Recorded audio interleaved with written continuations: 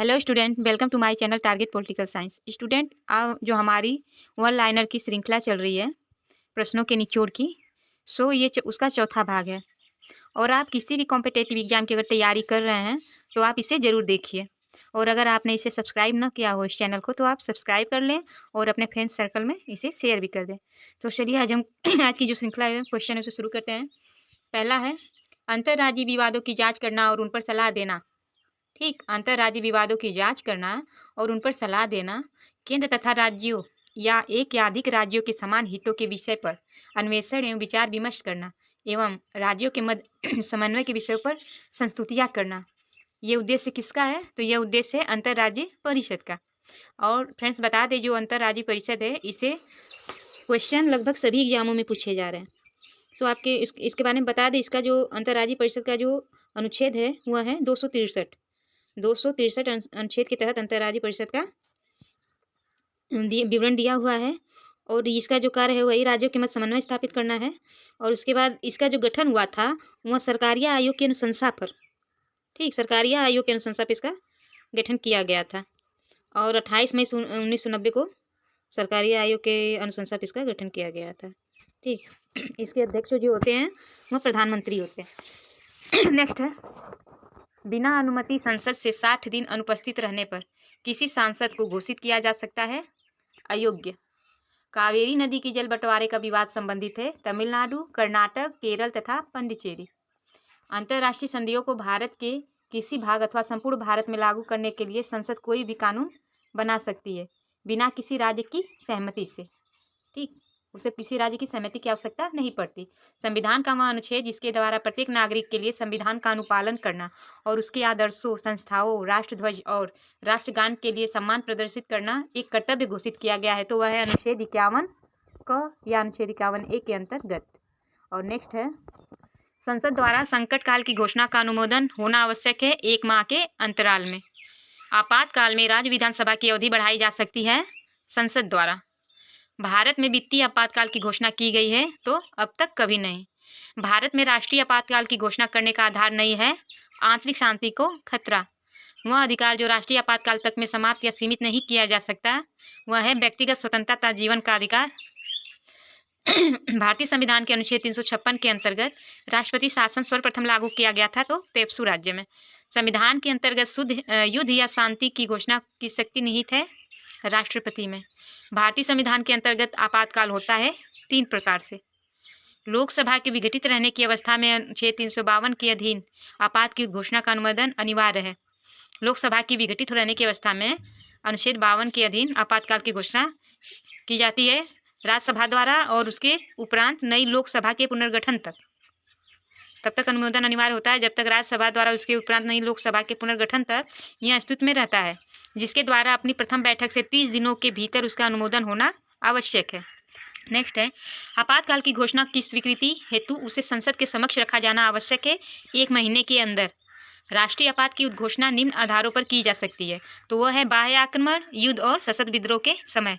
Next है, भारतीय संविधान का वह अनुच्छेद जिसके अंतर्गत राज्यों में राष्ट्रपति शासन लगाया जा सकता है, तो वह है अनुच्छेद 356। नेक्स्ट है, भारतीय संविधान का कौन सा अनुच्छेद संसद को अंतर्राष्ट्रीय समझौते को लागू करने के लिए विधि निर्माण की शक्ति प्रदान करता है, तो वह है अनुच्छेद 253, जो संसद को अंतर्राष्ट्रीय समझौते को लागू करने के लिए विधि निर्माण की शक्ति प्रदान करता है, अनुच्छेद 253। बिना अनुमति के दिन संसद से अनुपस्थित रहने पर किसी संसद को अयोग्य घोषित किया जा सकता है, तो वह है 60 दिन तक। अनन्य रूप से प्रशासकीय तंत्र से संबंधित थी पॉल एपलबी रिपोर्ट। ये जो पॉल एपलबी रिपोर्ट थी वह थी प्रशासकीय तंत्र से संबंधित थी। संसदीय संप्रभुता नहीं है भारत में। लोकसभा द्वारा पारित धन विधेयक राज्यसभा के द्वारा भी पारित मान लिया जाएगा यदि राज्यसभा द्वारा उस पर कोई कार्रवाई नहीं की जाती 14 दिनों तक। यदि उपाध्यक्ष लोकसभा की अध्यक्षता कर रहे हों तो उन्हें एक अधिकार प्राप्त है कि वह मत बराबरी की अवस्था में मतदान कर सकते हैं। जो लोकसभा के उपाध्यक्ष हैं, अगर अध्यक्ष ना हो और उपाध्यक्ष उसकी अध्यक्षता कर रहे हैं तो उनको मत बराबरी की अवस्था में मतदान करने का जो अधिकार प्राप्त होता है। भारतीय संसद में शामिल है राष्ट्रपति एवं लोकसभा, राज्यसभा। भारत की संसद के संबंध में सही कथन नहीं है, तो मंत्रिमंडल की सदस्यता निम्न सदन तक सीमित है। यह कथन संसद के संबंध में सही नहीं है। पार्लियामेंट जो है वह दिसंबर 1999 में निर्मित कानून के अनुसार एक नागरिक के वयस्क होने की जो कानूनी आयु है वह है 18 वर्ष। कानूनी आयु 18 वर्ष कब हुई? पार्लियामेंट द्वारा दिसंबर 1999 में। लोकसभा और राज्यसभा में गणपूर्ति संख्या है कुल सदस्य संख्या का 1/10वां भाग। संविधान की विषय सूचियों में दिए गए विषयों के अतिरिक्त विषयों पर कानून बनाया जा सकता है संसद द्वारा। संसद में शून्यकाल का समय है दोपहर 12 बजे से अपराह्न 1 बजे तक। संसद राज्य सूची के विषय के संबंध में कानून बना सकती है यदि राज्यसभा ऐसा संकल्प पारित करती है तब। लाभ के पद का निर्णय कौन करेगा? तो राष्ट्रपति, राज्यपाल एवं संघीय संसद द्वारा किया जाएगा लाभ के पद का निर्णय। नेक्स्ट है, संसद की बैठक 1 वर्ष में होना आवश्यक है, तो साल में 2 बार। भारतीय संविधान में अवशिष्ट शक्तियाँ सन्निहित है संसद में। कोई विधेयक जिसमें केवल व्यय अंतर्वलित है और अनुच्छेद 110 में निर्दिष्ट कोई विषय उसमें सम्मिलित नहीं है उसे संसद के किसी भी सदन में प्रारंभ किया जा सकता है। जब किसी विधेयक संसद के दोनों सदनों द्वारा पारित कर दिया गया हो तो उस विधेयक पर अनुमति रोकने का अधिकार प्राप्त होता है, तो वह होता है राष्ट्रपति को। धन विधेयक प्रस्तुत होता है केवल लोकसभा में। राज्य सूची में सम्मिलित विषय के संबंध में राष्ट्रीय हित में विधि बना सकती है तो केवल राज्यसभा। संविधान के अंतर्गत राज्यों की सीमाओं को परिवर्तित करने की शक्ति प्राप्त है संसद को। नए राज्यों की स्थापना करने की विधायनी शक्ति जो प्राप्त है वो भी संसद को प्राप्त है। भारत के किसी राज्य में विधान परिषद का सृजन अथवा उसकी समाप्ति की जा सकती है जब राज्य विधानसभा के तत्संबंधी संकल्प पारित करने पर संसद द्वारा। यदि राज्य विधानसभा तत्संबंधी संकल्प पारित करती है तो संसद द्वारा भारत के किसी राज्य में विधान परिषद का सृजन अथवा समाप्ति की जा सकती है। संसद में लेखा के लिए वोट आवश्यक होता है जब सामान्य बजट के समय सीमा के अंदर पारित होने की आशा नहीं होती, तब लेखा के लिए वोट आवश्यक होता है। लोकसभा में किसी विधेयक पर आम बहस होती है द्वितीय वाचन के समय। भारतीय संघ की विधायी शक्तियां निहित होती है संसद में। बजट का प्रस्तुतिकरण, बजट पर चर्चा, विनियोग, विधेयक को पारित करना एवं वित्त विधेयक को पारित करना, ये सभी चरण सम्मिलित हैं सामान्य वित्त विधायन में। निश्चित अवधि के लिए भारतीय संचित निधि से धन निकालने के लिए संघ सरकार की अनुमति प्रदान करता है लेखानुदान। भारतीय संसद के दोनों सदनों की संयुक्त बैठक जो होती है वह होती है साधारण विधेयक के संबंध में। साधारण विधेयक के संबंध में ही संयुक्त बैठक होती है। भारतीय संसद के दोनों सदनों की प्रथम संयुक्त बैठक हुई थी दहेज उन्मूलन विधेयक के संबंध में। भारतीय संसद की संप्रभुता प्रतिबंधित है न्यायिक समीक्षा से। लोकसभा के अध्यक्ष, लोकसभा के उपाध्यक्ष, लोकसभा के महासचिव एवं राज्यसभा के अध्यक्ष सम्मिलित है संसद के अधिकारियों में। शून्यकाल संसदीय व्यवस्था देन है भारत की। 2013-14 में अंतिम क्षणों में भारत की संसद के समक्ष से वापस ले लिया गया था दागी विधायकों से संबंधित विधेयक। राष्ट्रपति राज्यसभा एवं लोकसभा से मिलकर निर्मित होता है तो संसद।